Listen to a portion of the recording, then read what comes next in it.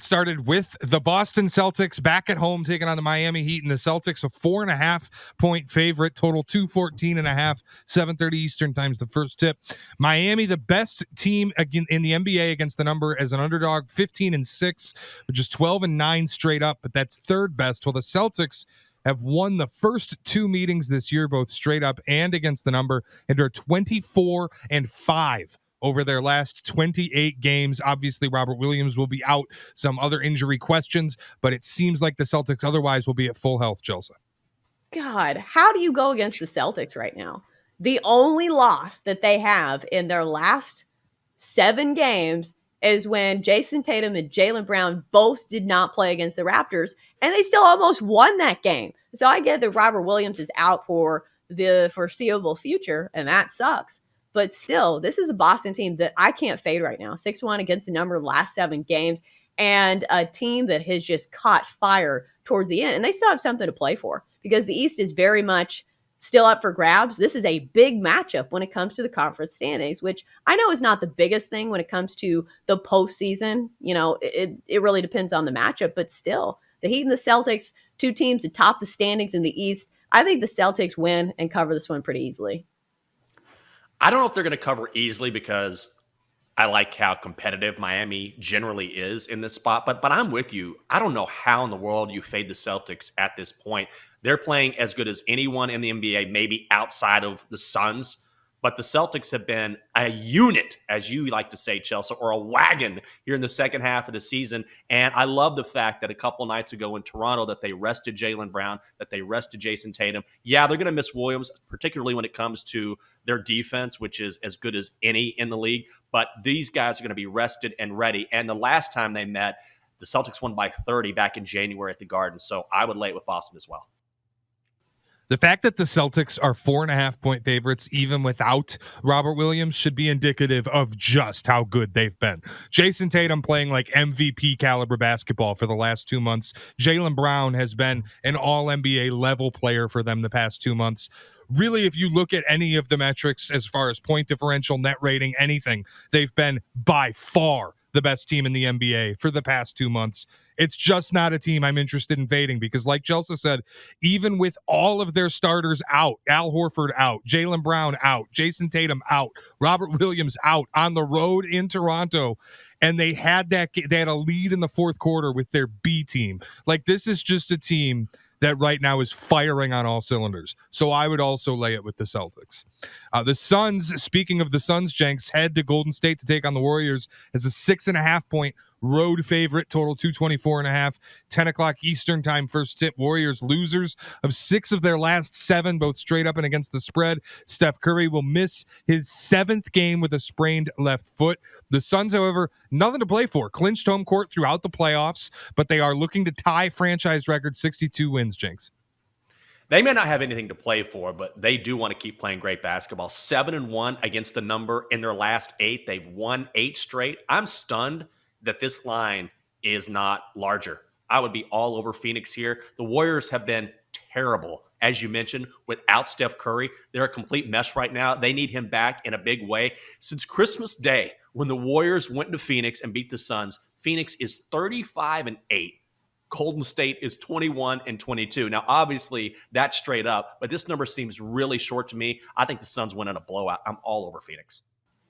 I think this is a stay away for me because I'm not sure what the motivation is for the Suns here. And somebody asked head coach Monty Williams about resting starters down the stretch for the Suns because the ultimate goal for the Suns is to win the NBA title. I think it would be a huge disappointment if they didn't. The regular season is not a thing for them anymore. And he said, we want to be fresh when it's time to be fresh, but we don't want to lose rhythm. That's a delicate balance. And I think he's right, especially with guys like Chris Paul and Cam Johnson who are coming back from injuries. And you really want those guys to be firing on all cylinders come the postseason because they have missed some time with injuries. But there might be some spots where guys like Devin Booker might be sitting. I know this isn't a back-to-back, so that was my main concern.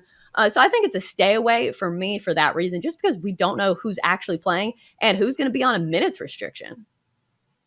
I think on both sides, the question marks are just outweighing any kind of confidence that I can get in betting this game, even in like the side, the total, all of it. I really don't have much interest because Steph Curry's out. Don't really know what that offense can look like, especially if the Suns play everyone. If the Suns don't play everyone, I don't know what their offense looks like. So I just have no way of really gauging what an appropriate number would be on either of these. I'm going to stay away. Wolves in Toronto taking on the Raptors, and the Raptors are a 2.5-point home favorite. Total 228.5, 7:30 Eastern time first tip. Siakam had 40 in that overtime win against Boston's B team. The Raptors have won 9 of their last 11, both straight up and against the number. 5 of their final 7 games are at home, where, of course, vaccination status comes into play for visiting teams. Not sure how that works for Minnesota tonight, but is anybody looking at any action in this game? Negatory. I don't like this game at all. I looked at it earlier, and at first I thought maybe I'll look at the over because the T-Wolves are 16-7 to the over. That's best mark in the league when they're a road dog. So generally in this spot, they're very good. However, the under is hit in the last 3 meetings between these two teams. So those are two trends going against each other. I think I would probably lean Raptors here, but the Timberwolves have not lost 3 straight since January 2nd. So generally, when they start to go down a path where they're starting to lose, they pick it up pretty quickly. I'm not going to play this one, but I would lean Raptors.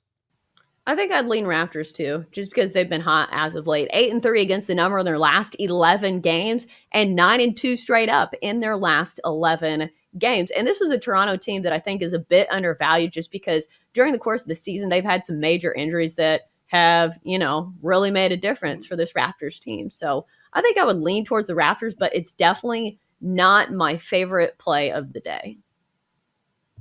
Yeah, I'm not really interested in either side of this either. The Raptors, I almost want to fade the Raptors because it took so much for them to beat the Boston reserve lineup, and it's a bench unit for Boston I don't believe very strongly in. I do think that team is just playing at an way over their heads at the moment, so it's tough to gauge that as well. But I almost want to fade the Raptors here as home favorites just because they struggled so mightily with the Celtics and all of their starters out.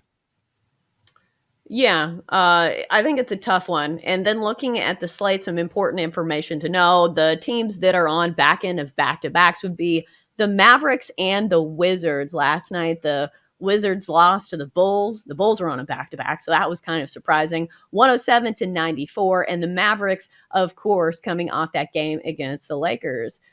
Jenks, before we get to hockey, real quick, what did you think of the cherry blossom uniforms that the Wizards have unveiled? I love them. And even if you don't like basketball, maybe like baseball, the Nationals unveiled cherry blossom uniforms as well. And it's the first time ever that a Major League Baseball team and a team from the NBA have worked together on a specific uniform. Now, obviously, there are different types of uniforms and they look different, but it's really, really cool. The Wizards in particular, because they have that cherry blossom pink, and then it's sort of, there's a gradient down by the end of their shorts. It's done really, really well. And fans here in DC, I can tell you, have been dying for a cherry blossom uniform forever. Even the baseball uni is pretty tight. I don't like the wash. It says WSH across the front. Like, wash is not a great abbreviation, but you can't put WAS, WAS for Washington, so you sort of are forced to go with it. I wish they'd gone with a national script or something different, but overall, I loved the uniforms, particularly the Wizards.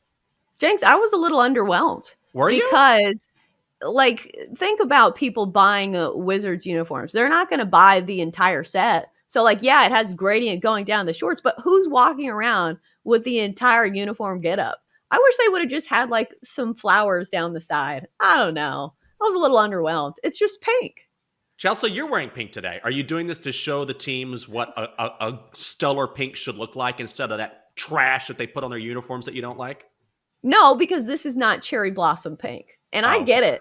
I think people who don't live in DC don't understand how much cherry blossoms are a part of the culture. I was, in DC in the news, half the news was the cherry blossoms are starting to bloom. I was like, good God, is this really that big of a deal? But apparently it is.